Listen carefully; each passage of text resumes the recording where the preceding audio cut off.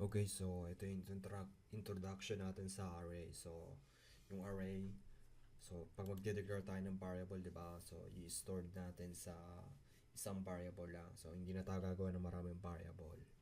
So, ayun yung array. So, array I used to store multiple value in a single variable.